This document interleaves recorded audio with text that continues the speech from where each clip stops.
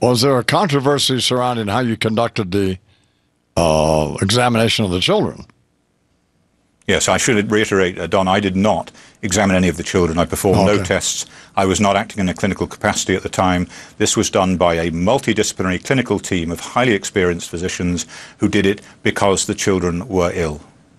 Okay, so the story we hear about blood being taken from kids at a birthday party, where did that come from? What's that all about? Right, now that did happen, and those were my children, and it was my son's birthday party, and we needed some blood to compare with the blood of other children, of the autistic children. We needed healthy children, and in hospitals you don't see healthy children. So I asked my children, my wife said, yes, we have a birthday party coming up, we have some medical friends, let's ask them if they'd be happy to do it as well. So a fully qualified practitioner, not myself, took the blood from children with fully informed parental and child consent. This is the key.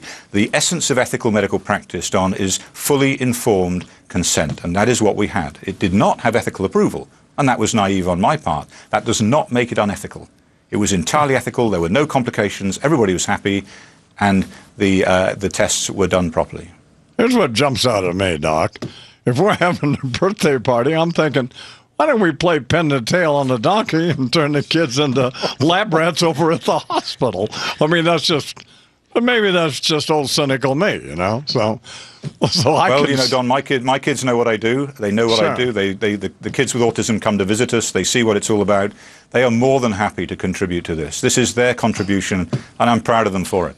So if you're not saying, which appears to make the big pharma and these other people hysterical, if you're not saying that there's a definite link between these vaccines and autism, and that there simply needs to be more research and an investigation, and at some point a definitive link established or not established, then I don't I can't quite understand why you've become so controversial, unless they're just entirely misrepresenting what you've done. Well, Don, what I'm trying to put forward is a safety-first vaccine agenda. Safety first. Who could argue with that? Putting safety as the priority when you're vaccinating healthy children worldwide. But the most important thing, Don, even though I don't have the evidence scientifically, the US Vaccine Court have ruled since 1991 that vaccines can cause autism. They have been settling cases in this country of vaccine-induced autism since 1991. So the government on the one hand is saying one thing, there is no link, and on the other hand is paying out for vaccine-induced autism. And that is deception. And the American public need to know that, and the American public, if there's one message they need to take away from this, is to think critically about vaccines. Do not take what your doctor says or what the CDC says as just as fact.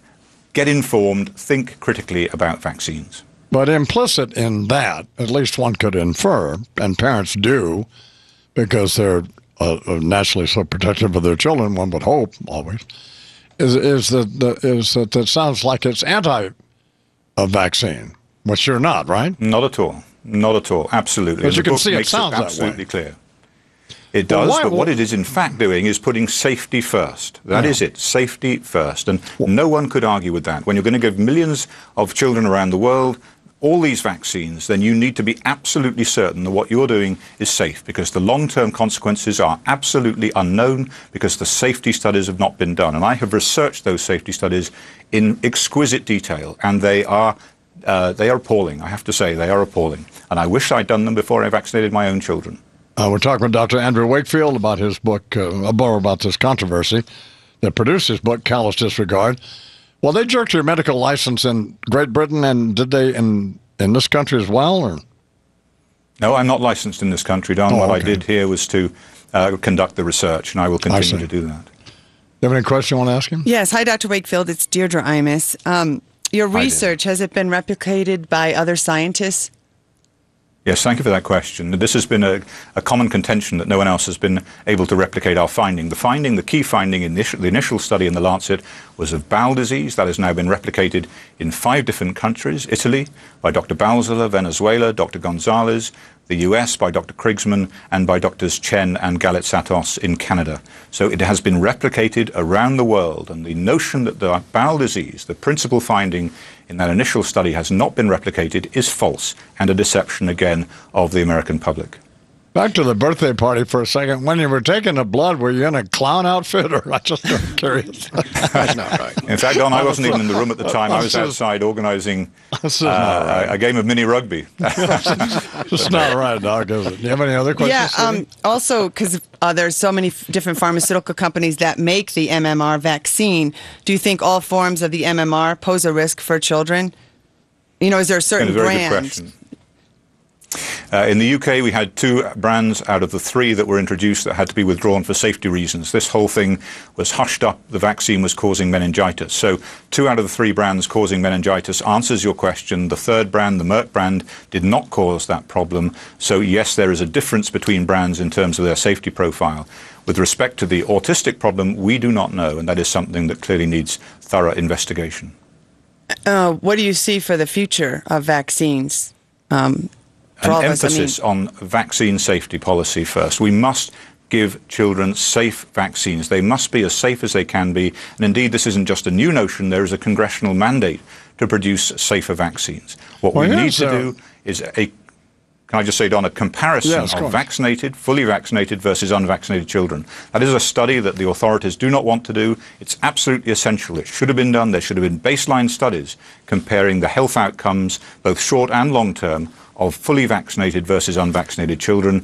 And clearly we need to look at the schedule, not just individual vaccines, but the safety of the schedule, what children actually get in the real world.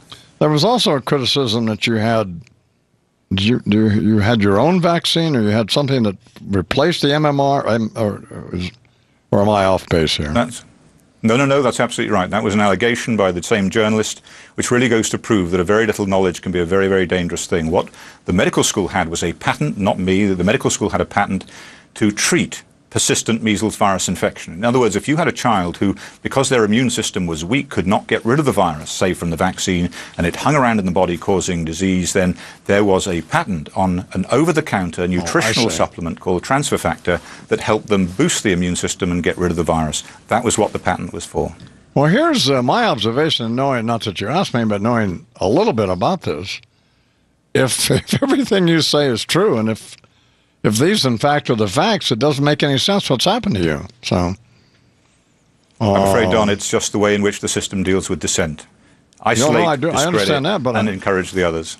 I mean, if you were a complete, total whack job, making all of these wild charges, I could understand. But well, all right. Well, thanks for taking the time. We're out of time, but thanks for taking the time to come on and talk about this. And good luck, and I hope you're able to practice again, because somebody like you ought to be able to practice. Well, thank you very much, Don. And Dr. Andrew Wakefield. Pleasure. Thank you. Dr. Andrew Wakefield. His book's called Callous Disregard. Might be worth checking out. So, you know, what's interesting too is in the United States, there have been many cases settled with children being injured by vaccines and the MMR in the vaccine court here in the United States. As a result of just vaccine injury from the measles, mumps, rubella, and from other vaccines with that have proven that it's caused mitochondrial disorder and autism-like symptoms. Gosh darn it, we're out of time. Millions of dollars.